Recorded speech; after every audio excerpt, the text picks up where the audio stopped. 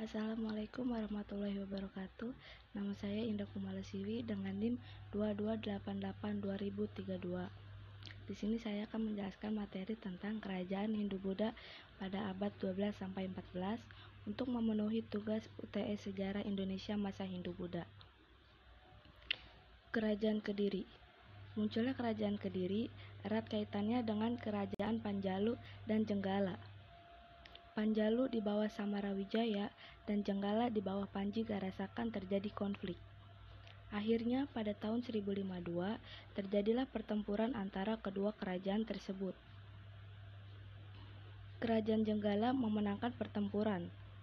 Selanjutnya, Panjalu dan Jenggala di bawah pemerintahan Panji Garasakan atau Raja Jenggala. Perkembangan berikutnya, kerajaan ini lebih dikenal dengan nama Kerajaan Kediri dengan ibu kotanya di Daha. Raja-Raja Kediri. Raja terkenal Kediri adalah Jayabaya yang memerintah mulai tahun 1135 sampai 1957. Jayabaya terkenal dengan berbagai ramalannya yang sampai saat ini masih dipercaya oleh sebagian masyarakat. Selain ramalannya, kebesaran Jayabaya juga diwarnai terbitnya Kitab Gubahan. Kitab tersebut adalah Bharatayuddha yang digubah oleh Empu Sedah yang dilanjutkan oleh Empu Panuluh.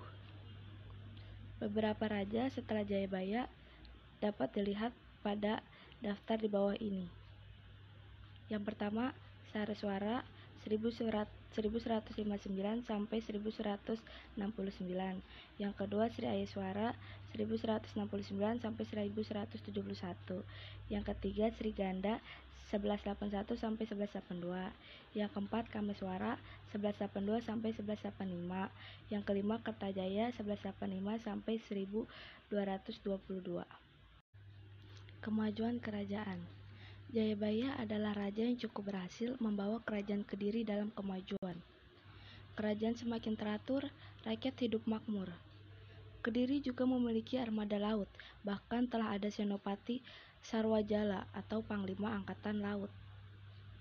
Pajak telah diberlakukan dengan sistem pajak inacura, berupa penyerahan sebagian hasil buminya kepada pemerintah. Salah satu simbol kemajuan suatu negara adalah kemajuan perkembangan kesenian dan kesusasteraan. Seni sebagai nilai estetika akan menjadikan simbol telah terpenuhinya kebutuhan primer suatu kelompok atau masyarakat. Bagaimana dengan perkembangan seni dan kesusasteraan di Kerajaan Kediri?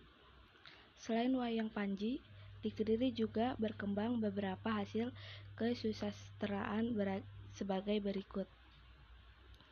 Pertama, Kitab Bharatayuddha. Perang Panjalu dan Perang Jenggala adalah perang saudara karena kedua rajanya berasal dari satu keturunan. Pada masa pemerintahan Jayabaya, lahirlah sebuah kitab yang dikenal dengan Kitab Bharatayuddha. Kitab ini menggambarkan perang Pandawa dan Kurawa yang tercermin dalam perang Panjalu dan Jenggala. Yang kedua, Kitab Kresnayana. Kitab Kresnayana ditulis oleh Empu Triguna pada zaman Raja Jayaswara. Isinya mengenai perkawinan antara Kresna dan Dewi Rukmini. Yang ketiga, Samaradahana. Kitab Samaradahana ditulis oleh Empu Darmaja. Isinya menceritakan tentang sepasang suami istri, Semara dan Rati yang menggoda Dewa Siwa yang sedang bertapa. Semara dan Rati kena kutuk dan mati terbakar oleh api atau dahana karena kesaktian Dewa Siwa.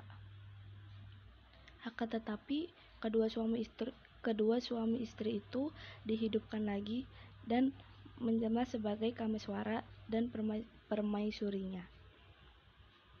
Yang keempat, Kitab Lupdaka.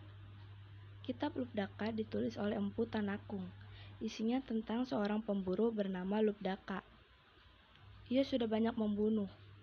Pada suatu ketika ia mengadakan pemujaan yang istimewa terhadap Siwa, sehingga rohnya yang semestinya masuk neraka akhirnya menjadi masuk surga. Runtuhnya Kerajaan Kediri. Kerajaan Kediri akhirnya mengalami keruntuhan. Kertajaya atau Dandang Gendis merupakan raja terakhir. Terjadinya pertentangan antara Kertajaya dengan para pendeta atau kaum Brahmana. Kertajaya dianggap sombong dan berani melanggar adat. Akibat dari pertentangan tersebut, muncullah tokoh Ken Arok. Pada awalnya, menurut cerita, Ken Arok hanyalah rakyat biasa, namun ia mendapat keistimewaan yang luar biasa. Dari rakyat biasa, Ken Arok berhasil menjadi Bupati Tumapel. Keberhasilan Ken Arok menjadi Bupati Tumapel tidak terlepas dari kesaktiannya dan berhasil mengalahkan Bupati Tumapel. Pada tahun 1222 Masehi, Ken Arok menyerang Kediri dan berhasil merebut istana kerajaan. Yang kedua adalah Kerajaan Singosari. Ken Arok mendirikan Kerajaan Singosari pada tahun 1222 Masehi, abad ke-13 Masehi, dengan pusat pemerintahan di sekitar Kota Malang, Jawa Timur. Setelah menjadi raja, Ken Arok bergelar Sri Ranggah Rajasa Batara Sang Awur Wabumi. Ken Arok tidak berkuasa lama. Pada tahun 1227 Masehi, Ken Arok dibunuh oleh seseorang atas perintah Anusapati. Anusapati kemudian dibunuh oleh Tohjaya yang merupakan anak dari Ken Arok dengan Ken Umang. Tohjaya kemudian berhasil dikalahkan oleh Ranggawuni. Ranggawuni memerintah Singosari dari tahun 1248 sampai 1268. Ia bergelar Sri Jasa Wisnuwardana. Dalam menjalankan pemerintahannya, ia didampingi oleh Mahisa Campaka yang membantu Ranggawuni memberontak pada Panji Tohjaya, yang berkedudukan sebagai Perdana Menteri dengan gelar Narasingamurti. Pada masa Wisnuwardana ditulislah prasasti Mula Malurung yang berisi tentang yang isinya menyebutkan pemberian hadiah desa dan dea Malurung oleh Wisnuwardana kepada Pranaraja. Juga disebutkan susunan raja di Kerajaan Singosari pada tahun 1268 Masehi. Raja Wisnuwardana meninggal. Sepeninggal Wisnuwardana, tampak pemerintahan kerajaan dipegang oleh putranya yang bernama Kertanegara. Raja-raja Singosari yang pertama ada Ken Arok 1222 sampai 1227, kedua Anusapati 1227 sampai 1248, tiga Tohjaya 1248, 4 Ranggawuni 1248 sampai 1268, 5 Kertanegara 1268 sampai 1292. Masa kejayaan. Puncak kejayaan Kerajaan Singosari terjadi pada masa pemerintahan Kertanegara. Ia bergelar Sri Maharajasa Sri Kertanegara. Kertanegara memiliki gagasan untuk memperluas wilayah kekuasaannya. Akhir dari Kerajaan Singosari, saat Kertanegara sedang berpesta, secara tiba-tiba Jayakatwang menyerbu istana Kerajaan Singosari. Kertanegara menugaskan pasukan di bawah pimpinan Raden Wijaya dan Pangeran Ardaraja. Ardaraja adalah anak Jayakatwang dan menantu Kartanegara.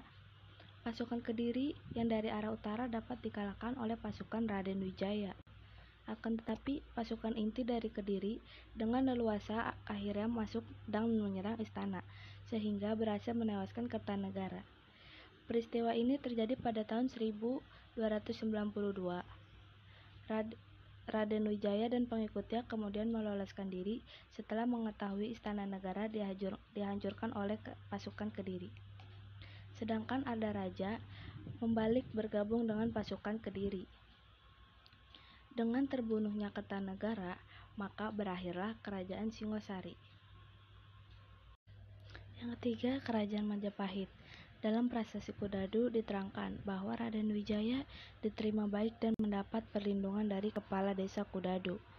Mereka kemudian melanjutkan perjalanan ke Madura untuk meminta bantuan dan perlindungan kepada Arya Wiraraja. Rombongan diterima baik oleh Arya Wiraraja. Di Madura itulah Raden Wijaya bersama Arya Wiraraja menyusun siasat untuk merebut kembali tahta kerajaan yang dikuasai oleh Jayakatwang. Setelah segalanya disiapkan secara matang, Raden Wijaya dan rombongan dengan didampingi Arya Wiraraja berangkat ke Jawa. Dengan pura-pura takut